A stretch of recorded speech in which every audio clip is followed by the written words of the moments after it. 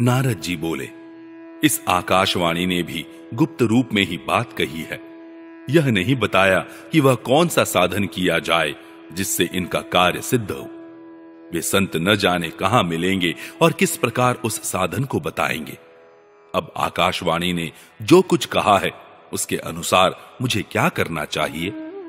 सूत जी कहते हैं, शौनक जी, तब ज्ञान वैराग्य दोनों को वहीं छोड़कर नारद मुनि वहां से चल पड़े और प्रत्येक तीर्थ में जा जाकर मार्ग में मिलने वाले मुनीश्वरों से वह साधन पूछने लगे। उनकी उस बात को सुनते तो सब थे, किंतु उसके विषय में कोई कुछ भी निश्चित उत्तर न देता। किन्हीं ने उसे असाध्य बताया, कोई बोले इसका ठीक ठीक पता लगना ही कठिन है। कोई सुनकर चुप रह गए और कोई कोई तो अपनी अवज्ञा होने के भय से बात को टाल टूल कर खिसक गए। त्रिलोकी में महान आश्चर्यजनक हाहाकार मच गया। लोग आपस में कानाफूसी करने लगे। भाई, जब वेद ध्वनि, वेदांत घोष और बार बार गीता पाठ सुनाने पर भी भक्ति, ज्ञान और वैराग्य ये तीनों नहीं जगाए जा सके, तब और कोई उपाय नहीं है। स्वयं योगीराज नारद को भी जिसका ज्ञान नहीं है, उसे दूसरे संसारी लोग कैसे बता सकते हैं? इस प्रकार जिन जिन ऋषियों से इसके विषय में पूछा गया, उन्होंने निर्णय करके यही कहा कि यह बात दुस्साध्य ही है। तब नारद जी बहुत चिंतातुर हुए और बद्रीवन में आए। ज्ञान वैराग्य को जगाने के लिए वहां उन्होंने यही निश्चय किया कि मैं तप करूंगा। इसी समय उन्हें अपने सामने करोड़ों सूर्यों के समान तेजस्वी सनकादि मुनीश्वर दिखाई दिए। उन्हें देखकर वे मुनिश्रेष्ठ कहने लगे। नारद जी ने कहा, महात्माओं, इस समय बड़े भाग्य से मेरा आप लोगों के साथ समागम हुआ है। आप मुझ पर कृपा करके शीघ्र ही वह साधन बताइए। आप सभी लोग बड़े योगी, बुद्धिमान और विद्वान हैं। आप देखने में 5-5 वर्ष के बालक से जान पड़ते हैं, किंतु हैं पूर्वजों के भी पूर्वज। आप लोग सदा वैकुंठ धाम में निवास करते हैं, निरंतर हरि कीर्तन में तत्पर रहते हैं, भगवल लीला मृत का रसास्वादन कर सदा उसी में उन्मत्त रहते हैं और एकमात्र भगवत कथा ही आपके जीवन का आधार है। हरि शरणम, यह वाक्य सर्वदा आपके मुख में रहता है। इसी से काल प्रेरित वृद्धावस्था भी आपको बाधा नहीं पहुंचाती। पूर्व काल में आपके भ्रूभंग मात्र से भगवान विष्णु के द्वारपाल जय और विजय तुरंत पृथ्वी पर गिर गए थे और फिर आपकी ही कृपा से वे पुनः वैकुंठ लोक पहुंच गए। धन्य है, इस समय आपका दर्शन बड़े सौभाग्य से ही हुआ है। मैं बहुत दीन हूं और आप लोग स्वभाव से ही दयालु हैं, इसलिए मुझ पर आपको अवश्य कृपा करनी चाहिए। बताइए, आकाशवाणी ने जिसके विषय में कहा है वह कौन सा साधन है और मुझे किस प्रकार उसका अनुष्ठान करना चाहिए? आप इसका विस्तार से वर्णन कीजिए। भक्ति, ज्ञान और वैराग्य को किस प्रकार सुख मिल सकता है और किस तरह इनकी प्रेम पूर्वक सब वर्णों में प्रतिष्ठा की जा सकती है? सनकादि ने कहा, देवर्षि, आप चिंता न करें, मन में प्रसन्न हो। उनके उद्धार का एक सरल उपाय पहले से ही विद्यमान है। नारद जी, आप धन्य हैं। आप विरक्तों के शिरोमणि हैं, श्री कृष्ण दासों के शाश्वत पथ प्रदर्शक एवं भक्ति योग्य के भास्कर हैं। आप भक्ति के लिए जो उद्योग कर रहे हैं, यह आपके लिए कोई आश्चर्य की बात नहीं समझनी चाहिए। भगवान के भक्त के लिए तो भक्ति की सम्यक स्थापना करना सदा उचित ही है। ऋषियों ने संसार में अनेकों मार्ग प्रकट किए हैं, किंतु वे सभी कष्ट साध्य हैं और परिणाम में प्रायः स्वर्ग की ही प्राप्ति कराने वाले हैं। अभी तक भगवान की प्राप्ति कराने वाला मार्ग तो गुप्त ही रहा है। उसका उपदेश कराने वाला पुरुष प्राय भाग्य से ही मिलता है। आपको आकाशवाणी ने जिस सत्कर्म का संकेत किया है उसे हम बतलाते हैं। आप प्रसन्न और समाहित चित्त होकर सुनिए। नारद जी, द्रव्य यज्ञ, तपो यज्ञ, योग यज्ञ और स्वाध्याय रूप ज्ञान यज्ञ, ये सब तो स्वर्गादि की प्राप्ति कराने वाले कर्म की ही ओर संकेत करते हैं। पंडितों ने ज्ञान यज्ञ को ही सत्कर्म का सूचक माना है। वह श्रीमद् भागवत का पारायण है, जिसका गान शुकादि महानुभावों ने किया है। उसके शब्द सुनने से ही भक्ति, ज्ञान और वैराग्य को बड़ा बल मिलेगा। इससे ज्ञान वैराग्य का कष्ट मिट जाएगा और भक्ति को आनंद मिलेगा। सिंह की गर्जना सुनकर जैसे भेड़िए भाग जाते हैं, उसी प्रकार श्रीमद् भागवत की ध्वनि से कलयुग के सारे दोष नष्ट हो जाएंगे। तब प्रेम रस प्रवाहित करने वाली भक्ति, ज्ञान और वैराग्य को साथ लेकर प्रत्येक घर और व्यक्ति के हृदय में क्रीड़ा करेगी। नारद जी ने कहा, मैंने वेद वेदांत की ध्वनि और गीता पाठ करके उन्हें बहुत जगाया, किंतु फिर भी भक्ति, ज्ञान और वैराग्य ये तीनों नहीं जगे। ऐसी स्थिति में श्रीमद् भागवत सुनाने से वे कैसे जागेंगे? क्योंकि उस कथा के प्रत्येक श्लोक और प्रत्येक पद में भी वेदों का ही तो सारांश है। आप लोग शरणागत वत्सल हैं तथा आपका दर्शन कभी व्यर्थ नहीं होता। इसलिए मेरा यह संदेह दूर कर दीजिए, इस कार्य में विलंब न कीजिए। सनकादि ने कहा, श्रीमद् भागवत की कथा वेद और उपनिषदों के सार से बनी है, इसलिए उनसे अलग उनकी फल रूपा होने के कारण वह बड़ी उत्तम जान पड़ती है। जिस प्रकार रस वृक्ष की जड़ से लेकर शाखाग्र पर्यंत रहता है, किंतु इस स्थिति में उसका आस्वादन नहीं किया जा सकता, वही जब अलग होकर फल के रूप में आ जाता है, तब संसार में सभी को प्रिय लगने लगता है। दूध में घी रहता ही है, किंतु उस समय उसका अलग स्वाद नहीं मिलता।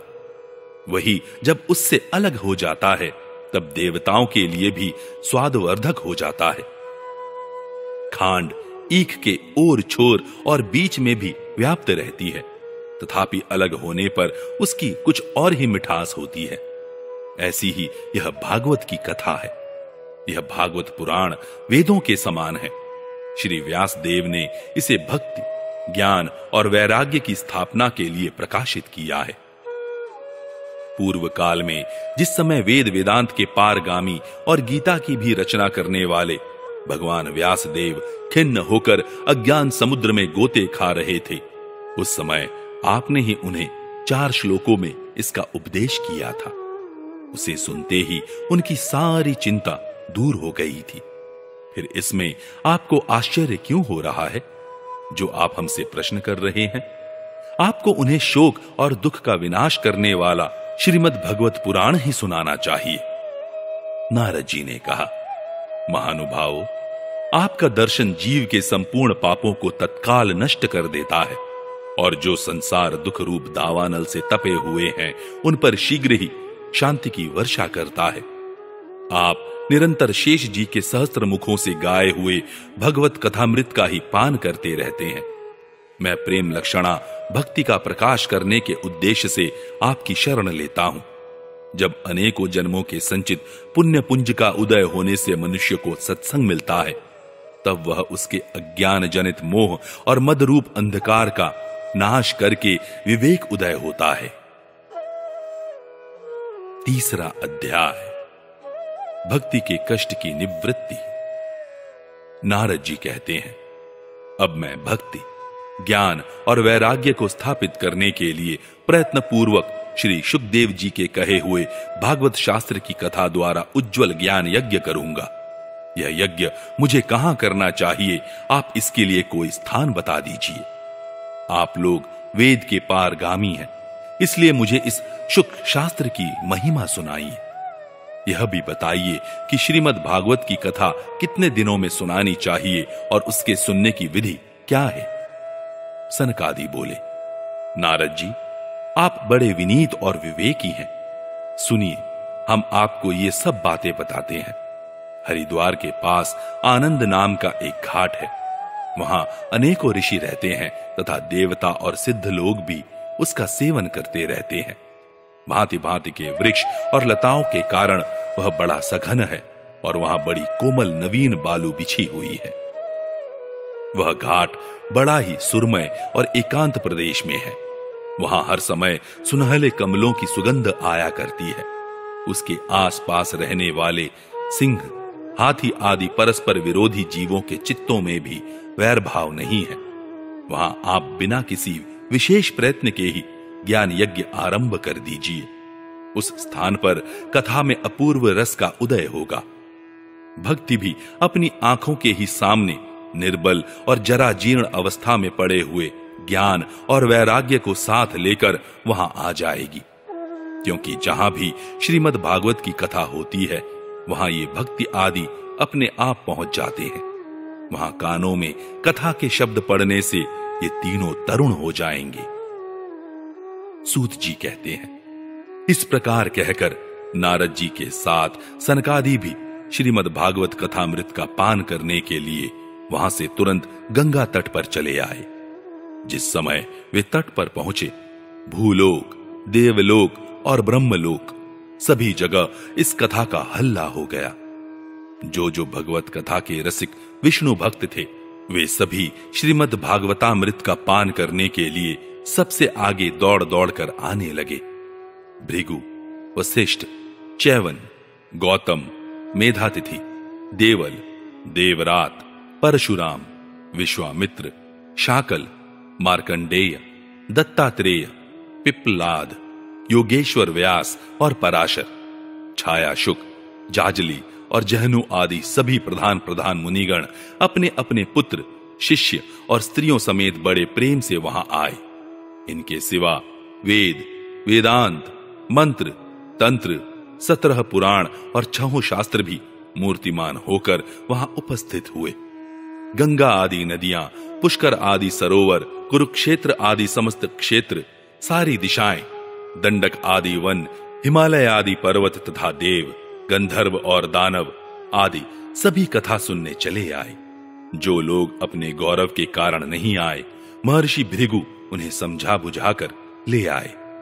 तब कथा सुनाने के लिए दीक्षित होकर श्री कृष्ण परायण सनकादि नारद जी के दिए हुए श्रेष्ठ आसन पर विराजमान हुए। उस समय सभी श्रोताओं ने उनकी वंदना की।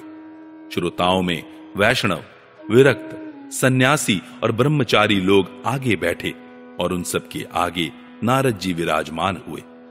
एक ओर ऋषिगण, एक ओर देवता, एक ओर वेद और उपनिषद आदि तथा एक ओर तीर्थ बैठे और दूसरी ओर स्त्रियां बैठी। उस समय सब ओर जय जयकार, नमस्कार और शंखों का शब्द होने लगा और अबीर, गुलाल, खील एवं फूलों की खूब वर्षा होने लगी। कोई कोई देव श्रेष्ठ तो विमानों पर चढ़कर वहां बैठे हुए सब लोगों पर कल्प वृक्ष के पुष्पों की वर्षा करने लगे। सूत जी कहते हैं, इस प्रकार पूजा समाप्त होने पर जब सब लोग एकाग्र चित्त हो गए, तब सनकादि ऋषि महात्मा नारद को श्रीमद् भागवत का महात्म्य स्पष्ट करके सुनाने लगे। सनकादि ने कहा, अब हम आपको इस भगवत शास्त्र की महिमा सुनाते हैं। इसके श्रवण मात्र से मुक्ति हाथ लग जाती है। श्रीमद् भागवत की कथा का सदा सर्वदा सेवन, आस्वादन करना चाहिए। इसके श्रवण मात्र से श्री हरि हृदय में आ विराजते हैं। इस ग्रंथ में 18,000 श्लोक और 12 स्कंद हैं तथा श्री शुकदेव और राजा परीक्षित का संवाद है। आप यह भागवत शास्त्र ध्यान देकर सुनिए। यह जीव तभी तक अज्ञानवश इस संसार चक्र में भटकता है जब तक क्षण भर के लिए भी कानों में इस शुक शास्त्र की कथा नहीं पड़ती। बहुत से शास्त्र और पुराण सुनने से क्या लाभ है? इससे तो व्यर्थ का भ्रम बढ़ता है। मुक्ति देने के लिए तो एकमात्र भागवत शास्त्र ही गरज रहा है। जिस घर में नित्य प्रति श्रीमद् भागवत की कथा होती है वह तीर्थ रूप हो जाता है और जो लोग उसमें रहते हैं उनके सारे पाप नष्ट हो जाते हैं। हजारों अश्वमेध और सैकड़ों वाजपेय यज्ञ इस शुक शास्त्र की कथा का 16वां अंश भी नहीं हो सकते। तपोधनो, जब तक लोग अच्छी तरह श्रीमद् भागवत का श्रवण नहीं करते तभी तक उनके शरीर में पाप निवास करते हैं। फल की दृष्टि से इस शुक शास्त्र कथा की समता गंगा, गया, काशी, पुष्कर या प्रयाग कोई तीर्थ भी नहीं कर सकता। यदि आपको परम गति की इच्छा है तो अपने मुख से ही श्रीमद् भागवत के आधे अथवा चौथाई श्लोक का भी नित्य नियम पूर्वक पाठ कीजिए। ओंकार, गायत्री, पुरुष सूक्त, तीनों वेद, श्रीमद् भागवत, ओम नमो भगवते वासुदेवाय, यह द्वादशाक्षर मंत्र 12 मूर्तियों वाले सूर्य भगवान, प्रयाग, संवत्सर रूप काल, ब्राह्मण, अग्निहोत्र, गौ, द्वादशी तिथि, तुलसी, वसंत ऋतु और भगवान पुरुषोत्तम, इन सब में बुद्धिमान लोग वस्तुतः कोई अंतर नहीं मानते। जो पुरुष अहर्निश अर्थ सहित श्रीमद् भागवत शास्त्र का पाठ करता है, उसके करोड़ों जन्मों का पाप नष्ट हो जाता है, इसमें तनिक भी संदेह नहीं है। जो पुरुष नित्य प्रति भागवत का आधा या चौथाई श्लोक भी पढ़ता है, उसे राजसूय और अश्वमेध यज्ञों का फल मिलता है। नित्य भागवत का पाठ करना, भगवान का चिंतन करना, तुलसी को सींचना और गौ की सेवा करना, ये चारों समान है। जो पुरुष अंत समय में श्रीमद् भागवत का वाक्य सुन लेता है, उस पर प्रसन्न होकर भगवान उसे वैकुंठ धाम देते हैं। जो पुरुष इसे सोने के सिंहासन पर रखकर विष्णु भक्त को दान करता है, वह अवश्य ही भगवान का सायुज्य प्राप्त करता है। जिस दुष्ट ने अपनी सारी आयु में चित्त को एकाग्र करके श्रीमद् भागवत मृत का थोड़ा सा भी रसास्वादन नहीं किया, उसने तो अपना सारा जन्म चांडाल और गधे के समान व्यर्थ ही गंवा दिया। वह तो अपनी माता को प्रसव पीड़ा पहुंचाने के लिए ही उत्पन्न हुआ। जिसने इस शुकशास्त्र के थोड़े से भी वचन नहीं सुने, वह पापात्मा तो जीता हुआ ही मुर्दे के समान है। पृथ्वी के भार स्वरूप उस पशुतुल्य मनुष्य को धिक्कार है। यूं स्वर्ग लोक में देवताओं में प्रधान इंद्रादि कहा करते हैं। संसार में श्रीमद् भागवत की कथा का मिलना अवश्य ही कठिन है। जब करोड़ों जन्मों का पुण्य होता है, तभी इसकी प्राप्ति होती है। नारद जी, आप बड़े ही बुद्धिमान और योग निधि हैं। आप प्रयत्न पूर्वक कथा का श्रवण कीजिए। इसे सुनने के लिए दिनों का कोई नियम नहीं है। इसे तो सर्वदा ही सुनना अच्छा है। इसे सत्य भाषण और ब्रह्मचर्य पालन पूर्वक सर्वदा ही सुनना श्रेष्ठ माना गया है। किंतु कलयुग में ऐसा होना कठिन है। इसलिए इसकी सुखदेव जी ने जो विशेष विधि बताई है, वह जान लेनी चाहिए। कलयुग में बहुत दिनों तक चित्त की वृत्तियों को वश में रखना, नियमों में बंधे रहना और किसी पुण्य कार्य के लिए दीक्षित रहना कठिन है। इसलिए सप्ताह श्रवण की विधि है। श्रद्धा पूर्वक कभी भी श्रवण करने से अथवा माघ मास में श्रवण करने से जो फल होता है, वही फल श्री सुखदेव जी ने सप्ताह श्रवण में निर्धारित किया है। मन के असंयम, रोगों की बहुलता और आयु की अल्पता के कारण तथा कलयुग में अनेकों दोषों की संभावना से ही सप्ताह श्रवण का विधान किया गया है। जो फल तप, योग और समाधि से भी प्राप्त नहीं हो सकता, वह सर्वांग रूप में सप्ताह श्रवण से सहज में ही मिल जाता है। सप्ताह श्रवण यज्ञ से बढ़कर है, व्रत से बढ़कर है, तप से कहीं बढ़कर है, तीर्थ सेवन से तो सदा ही बड़ा है, योग से बढ़कर है, यहां तक कि ध्यान और ज्ञान से भी बढ़कर है। अजी, इसकी विशेषता का कहां तक वर्णन करें?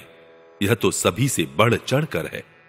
शौनक जी ने पूछा, सूत जी, यह तो आपने बड़े आश्चर्य की बात कही। अवश्य ही यह भागवत पुराण योग वेत्ता ब्रह्मा जी के भी आदि कारण श्री नारायण का निरूपम करता है, परंतु यह मोक्ष की प्राप्ति में ज्ञानादि सभी साधनों का तिरस्कार करके इस युग में उनसे भी कैसे बढ़ गया? सूत जी ने कहा, शौनक जी, जब भगवान श्री कृष्ण इस धराधाम को छोड़कर अपने नित्य धाम को जाने लगे, तब उनके मुखारविंद से 11 स्कंद का ज्ञानोपदेश सुनकर भी उद्धव जी ने पूछा। उद्धव जी बोले, गोविंद, अब आप तो अपने भक्तों का कार्य करके परम धाम को पधारना चाहते हैं, किंतु मेरे मन में एक बड़ी चिंता है, उसे सुनकर आप मुझे शांत कीजिए। अब घोर कलिकाल आया ही समझिए, इसलिए संसार में फिर अनेकों दुष्ट प्रकट हो जाएंगे। उनके संसर्ग से जब अनेकों सत्पुरुष भी उग्र प्रकृति के हो जाएंगे, तब उनके भार से दबकर यह गो रूपिणी पृथ्वी किसकी शरण में जाएगी? कमल नयन, मुझे तो आपको छोड़कर इसकी रक्षा करने वाला कोई दूसरा नहीं दिखाई देता। इसलिए भक्त वत्सल, आप साधुओं पर कृपा करके यहां से मत जाइए।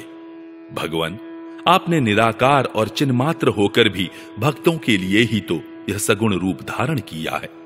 फिर भला आपका वियोग होने पर वे भक्तजन पृथ्वी पर कैसे रह सकेंगे? निर्गुणोपासना में तो बड़ा कष्ट है, इसलिए कुछ और विचार कीजिए। प्रभास क्षेत्र में उद्धव जी के ये वचन सुनकर भगवान सोचने लगे कि भक्तों के अवलंब के लिए मुझे क्या व्यवस्था करनी चाहिए। शौनक जी, तब भगवान ने अपनी सारी शक्ति भागवत में रख दी। वे अंतर्धान होकर इस भागवत समुद्र में प्रवेश कर गए। इसलिए यह भगवान की साक्षात शब्दमयी मूर्ति है। इसके सेवन, श्रवण, पाठ अथवा दर्शन से ही मनुष्य के सारे पाप नष्ट हो जाते हैं। इसी से इसका सप्ताह श्रवण सबसे बढ़कर माना गया है और कलयुग में तो अन्य सब साधनों को छोड़कर यही प्रधान धर्म बताया गया है। कली काल में यही ऐसा धर्म है जो दुख, दरिद्रता, दुर्भाग्य और पापों की सफाई कर देता है तथा काम, क्रोध आदि शत्रुओं पर विजय दिलाता है। अन्यथा भगवान की इस माया से पीछा छुड़ाना देवताओं के लिए भी कठिन है। मनुष्य तो इसे छोड़ ही कैसे सकते हैं।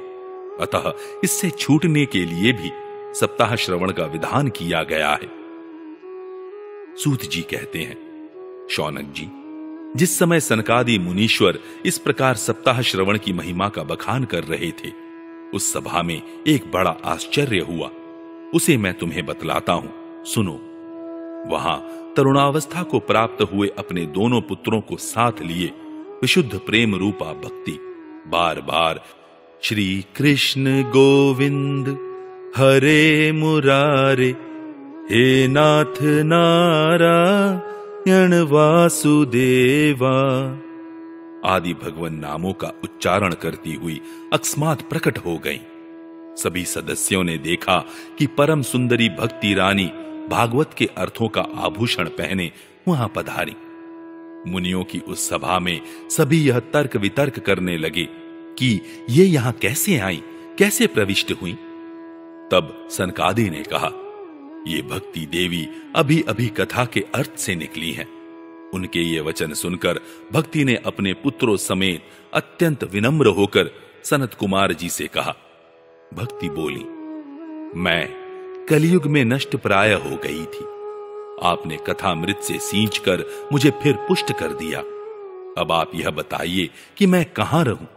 यह सुनकर सनकादि ने उससे कहा, तुम भक्तों को भगवान का स्वरूप प्रदान करने वाली, अनन्य प्रेम का संपादन करने वाली और संसार रोग को निर्मूल करने वाली हो।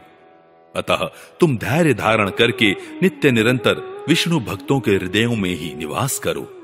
ये कलयुग के दोष भले ही सारे संसार पर अपना प्रभाव डालें, किंतु वहां तुम पर इनकी दृष्टि भी नहीं पड़ सकेगी। इस प्रकार उनकी आज्ञा पाते ही भक्ति तुरंत भगवत भक्तों के हृदयों में जा विराजी। जिनके हृदय में एकमात्र श्री हरि की भक्ति निवास करती है, वे त्रिलोकी में अत्यंत निर्धन होने पर भी परम धन्य है, क्योंकि इस भक्ति की डोरी से बंधकर तो साक्षात भगवान भी अपना परम धाम छोड़कर उनके हृदय में आकर बस जाते हैं। भूलोक में यह भागवत साक्षात परम ब्रह्म का विग्रह है। हम इसकी महिमा कहां तक वर्णन करें। इसका आश्रय लेकर इसे सुनाने से तो सुनने और सुनाने वाले दोनों को ही भगवान श्री कृष्ण की समता प्राप्त हो जाती है। अतः इसे छोड़कर अन्य धर्मों से क्या प्रयोजन है।